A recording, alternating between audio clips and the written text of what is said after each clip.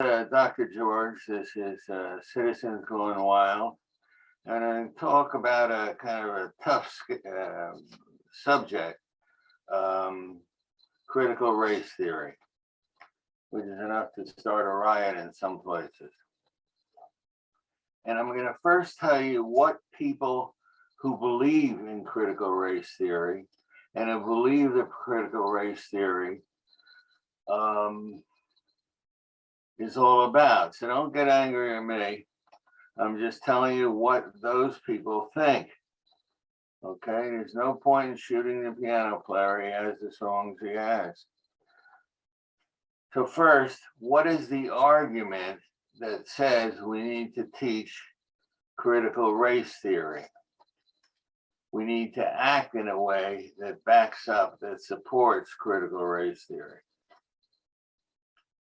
Now, this is an article first from the NEA, which is the National Education Association. Keep that in mind because eventually I'm going to explain why, one, critical race theory is here and it's not going away anytime soon, regardless of what promises are made by various politicians. This this article by the National Education Association, which is one of the two major teacher unions, says, despite a legislative push to ban critical race theory, educators are committed to helping students examine the system in which we all work and live and help build a better future for everyone. This headline indicates that there are people who believe that there's an absolute necessity for teaching a certain point of view regarding race in America. And this is what they believe here.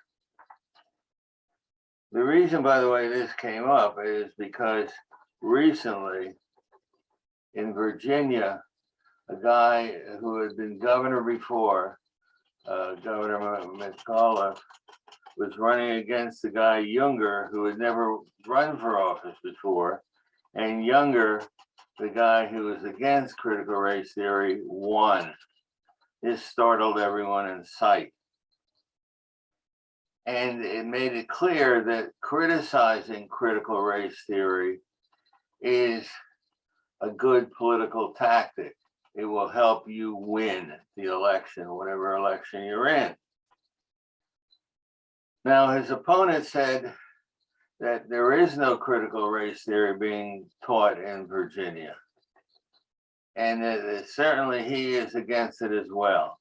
Nonetheless, the guy who criticized critical race theory won. They also won in other elections around the country. So everyone all of a sudden is starting to look at it.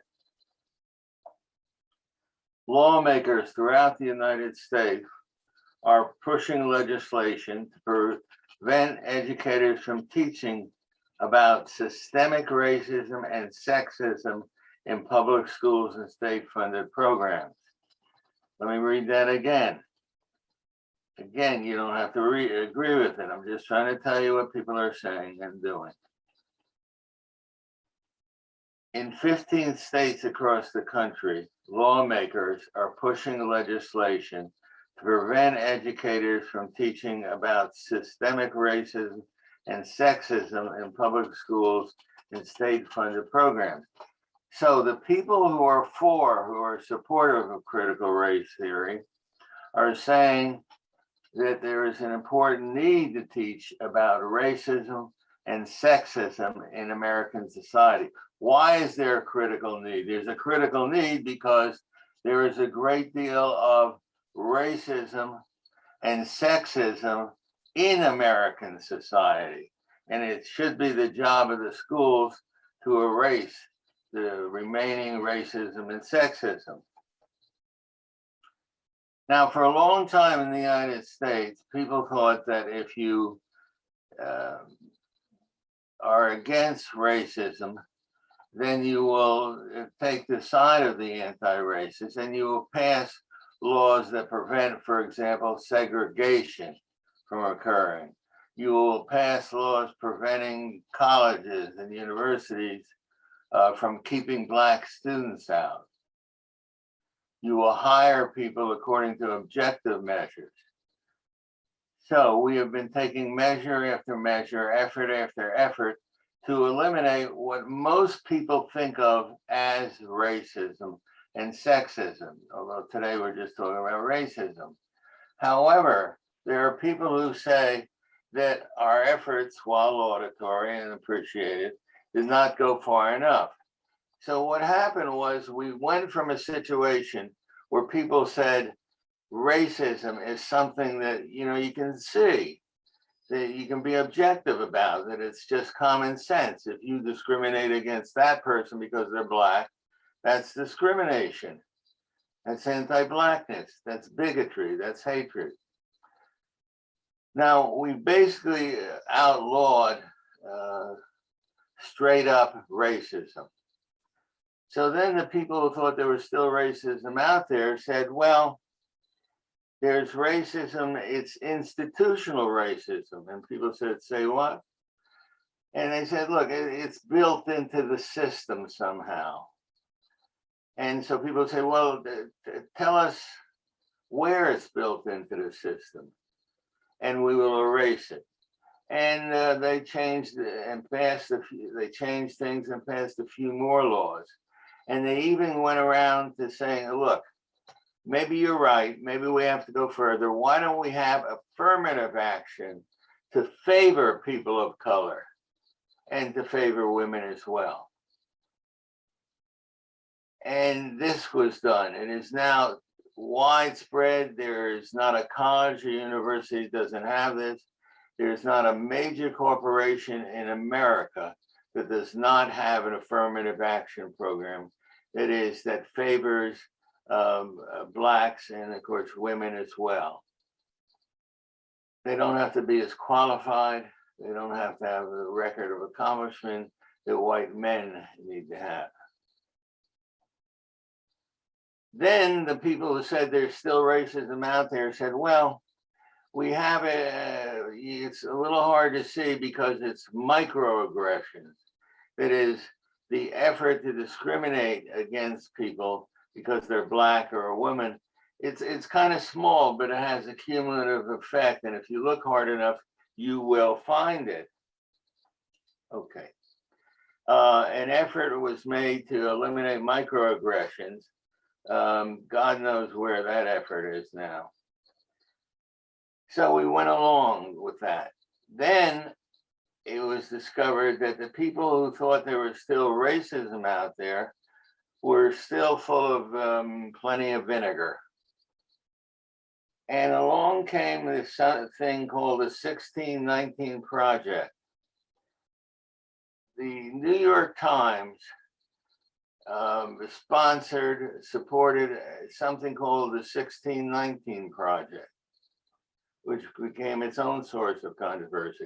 And what the 1619 Project did was say that the heart and soul of America is racist, that we started out as a racist country, that our highest value was racism, not freedom, not equality before the law, not judging everyone as an individual, but our goal was always from the beginning to uphold racism and racist policies. And so we must continue to hunt down any area of race bigotry that we see out there.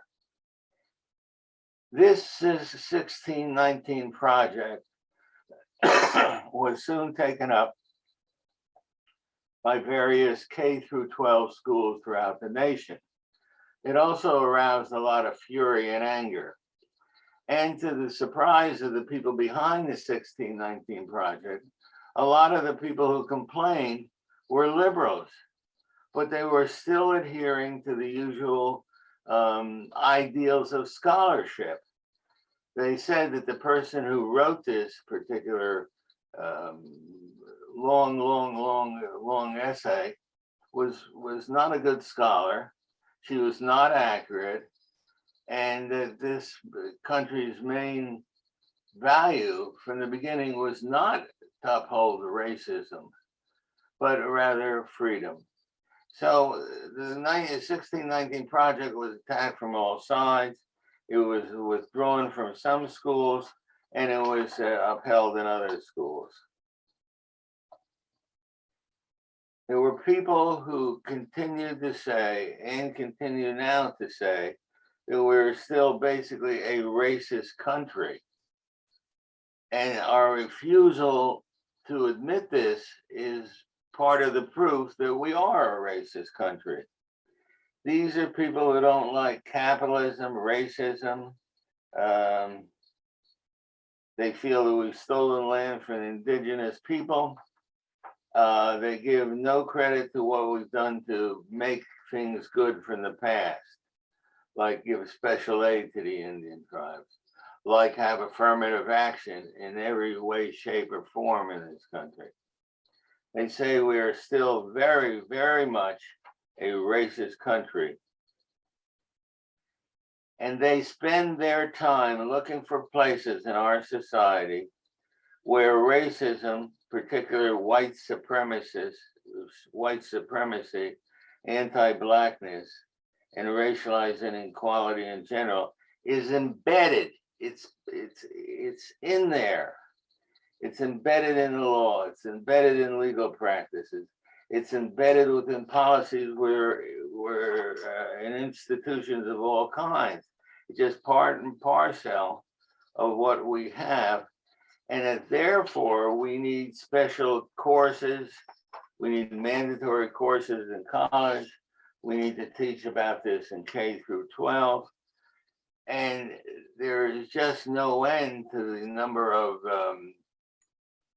microaggressions against Black people, micro bits of bigotry scattered throughout our country, especially in the political realm and the realm of law.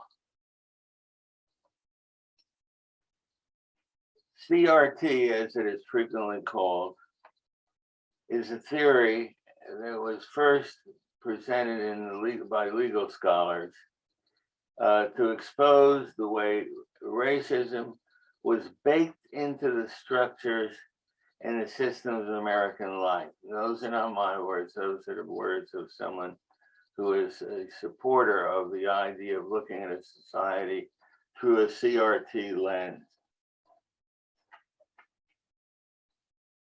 It basically says that our key evil, our primordial evil, is racism. And if you deny it, that in itself is a sign that you are a racist, perhaps an unconscious one, but a racist nonetheless. Now, the problem that has sprung up recently is that there are people who are now teaching our children to view everything through the lens of race. And there are people who object. This came out and came to a head because in a race in Virginia, where it was thought that the old-fashioned liberal Democrat who had been governor before and was running again, a guy named McAuliffe, he said there's no such thing as CRT. He says anyone who says they're CRT is a racist. The guy who ran against him had never run for office before, which usually means that those people will lose. Instead, he won by a nice margin and surprised the hell out of everyone in sight. And this seems to mean to a lot of people that from now on, one-way conservatives, one-way Republicans can win elections is by focusing on this racial question, this topic of CRT. This led to a lot of panic among liberals, among Democrats. This is going to be around for a long, long time. This was a big win, a big, big win. And it showed one way that conservatives, that Republicans could come out as winners at a time when their star seemed to be setting. All of a sudden, this term is, well, it's everywhere.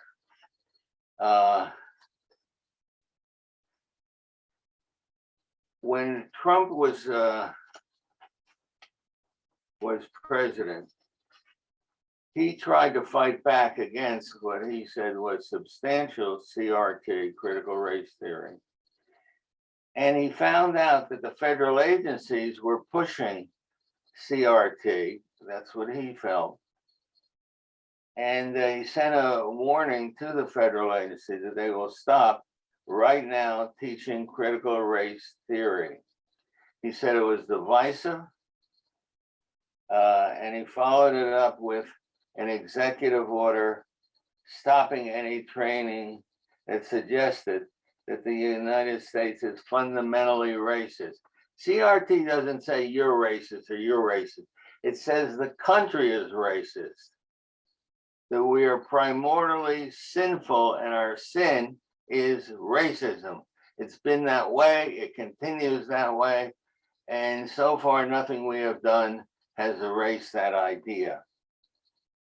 Well, it turns out that CRT is what they call a wedge issue, something that instantly splits one side from the other and can be used by one side to make gains. Some people say that the woke class, people who are aware of racism, it has a very bad effect. It teaches people to hate one another because it divides people up into two fundamental groups. And apparently it's not possible for white people to get beyond racism.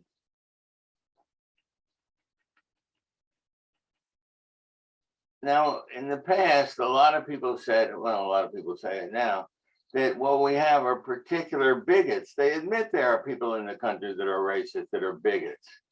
But critical race theory says something else. It says it is concerned with institutions and systems. It doesn't matter so much if you're not a racist. The country is racist. And it has a major effect. The original idea of fighting against racism is that our goal should be color blindness. We make judgments without looking at color.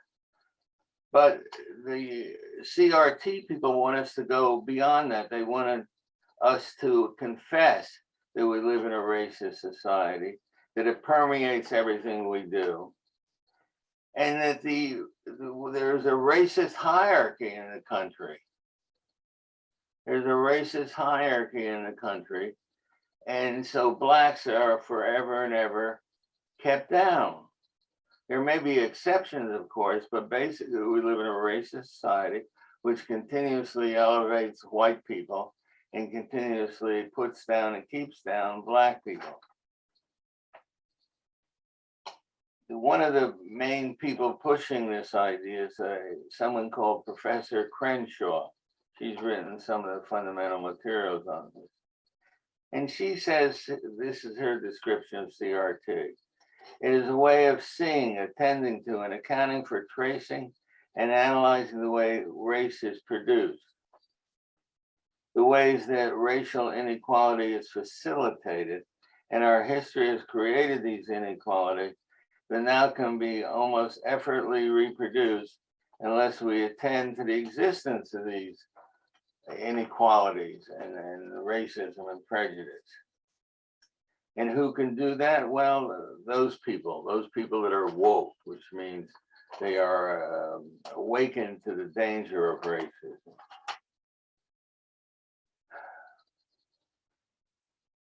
Part of the proof the CRT people say that there is racism all around it is the dismal performance of black kids in education. They just do not do as well as white people in grades and going on to graduate school or law school or medical school or any darn school. And black kids continue to struggle. Why will they struggle? Well, they give you two choices. Either you think they're inferior or there's racism. And no one, of course, wants to say or believes that they are inferior. And the idea of having racism all around it is not very palatable either. So here we are. One side says that it is a racist society. The number of people who believe that, by the way, is not that great, but they are in very powerful positions. They are the professors that your children will hear all the time. And your children will come out different after they go through college. And soon they will come out different after they go K through 12. Because the number of teachers who believe in the race and that we are racist countries, and whether they believe it or not, doesn't matter so long as they teach it, will increase. I have a piece of video that shows teachers, young teachers, sitting around talking, and one of them points out that whether you believe it or not, you better teach CRT or else you won't be hired, and if you're hired, you won't be staying here. So get with the program. The only thing that might stop this is the fact that real power in this country is still lodged in the political system, and CRT is not doing well in the political system, not at all here. So what is going to happen? Well, no one really knows. I could pretend that I know, but no one really knows. I suspect the number of states that are banning critical race theory will grow, but I also suspect that that won't make much of a difference because, in fact, the teachers will teach us. When people say they're going to outlaw critical race theory, what they mean is they're going to outlaw like a book or an article, or they're going to outlaw what the teacher said, but you can't really outlaw what the teacher is going to say. You have more and more teachers who were brought up to believe in critical race theory, and they're going to be out there teaching. And they are going to include some material under there. And it's doubtful if they will have a single teacher who will fight back against that, because that's very dangerous to do if you want to keep your job, if you want to get a job. So my guess is that critical race theory will continue to grow, and more of your children and your grandchildren are going to surprise you by believing in it. My cousin's cousin, their children go to school in another state, but anyway, they came home the other day, and the little boy said to his mommy, "Are we bad people?" And she said, "What?" Anyway, and he basically explained, as a child would explain, that the teacher said that they were bad people because they were white. I don't know how often parents will find out about this, and I don't know what is going to happen. We're going to have to wait and see. But after listening to me, you should at least be alert and be aware of what's happening here. Let me give you some other examples of what's going on. And this is just the stuff that's been written up. An elementary school in Cupertino, California, instructed third graders to rank themselves based on their power and privilege. Oh, yeah. Another thing that the CRT people have come up with is the idea that white people are privileged. They are inherently getting a better deal in life. They're not quite clear where that is, but the white people are privileged. I happen to resent them saying that my father's endless hard work and chance taking is the reason that we went from poverty-stricken immigrant to the middle class in one generation. The San Diego Unified School District told white teachers that they are guilty of spirit murdering Black children. I mean, you just want to go screaming out of the room, but you mustn't do that. All right, so the San Diego white teachers are told they are spirit murdering Black children. California's Department of Education is proposing to eliminate opportunities for accelerated math in the name of equity. All right. My guess is that most of you are disturbed by this idea of separating people by race. And you've been brought up to view that the opposite is what's good. We're supposed to all be integrated, I thought. But CRT suggests that certain values, even values like objectivity and individualism, are part of white supremacy. Now, one of the glories of Western civilization, which is, yes, a product of white people, is science, and science demands facts, logic, reason. Well, these are not honored in all classes and all colleges anymore. And logic and reason are called Eurologic. That is, it comes from white people, and therefore it is not to be used, it is not to be trusted. How you would carry on science without stressing logic and reason, I don't know. I don't know at all. One of the things that Terry McAuliffe, the guy who lost the race because of critical race theory, said is that calling people being against critical race theory, bringing it into the public realm, to the public discussion, is a dog whistle. That is a way of being bigoted, a way of making it clear you're against Black people without actually saying it. This argument, this is coming to your neighborhood school very shortly. So you have people who are thinking we're just being honest and straightforward when we challenge students as to whether they're a racist or not. Other people think, well, we shouldn't have this in the schools at all. It is the exact opposite of our ideals. Western civilization has as one of its main, some people would say, its main ideals, the idea that we should be judged by the content of our character, not by our skin color. That is the way Martin Luther King put it. But there are people who say, no, the way we get rid of this is by admitting that we're sinners and that we have to take lessons on how to be less sinful.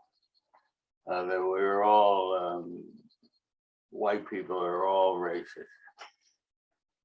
And a lot of work has to be done to get them to stop being racist. I am stunned by this. I never thought it would get this far. I actually witnessed the beginnings of this when I went to a conference, an academic conference, and met a guy named Delgado, Professor Delgado, who wrote one of the first, perhaps the first book on racism in law. Well, that's all I have to say about this difficult topic. So unless Ming has something to say, I'm going to call it quits now.